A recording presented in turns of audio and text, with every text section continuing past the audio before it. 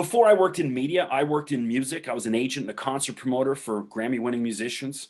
So I always want to check in on any musical taste on coaches or any kind of podcast you're listening to while you're working out, or just whatever, trying to blow I'm off steam. definitely an old school rap. So Ice Cube, Tupac, Biggie, anything old school back, not early '90s, late '90s rap. That's what I'm listening to for the most part.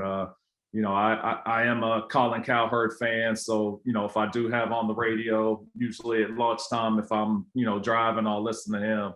And then probably the other one that I listen to is I do play fantasy football. We actually had our team had a fantasy football league, so we had a draft, and the coaches and the players are in it. I think we had, I don't know, 14 or 15 of us playing in it, and so the football, I forget what it's called, fantasy football morning in the morning. So like when I'm driving to work, I think they're on from like 6 to 8 or 9 in the morning. I'll listen to them, but it's such a short drive.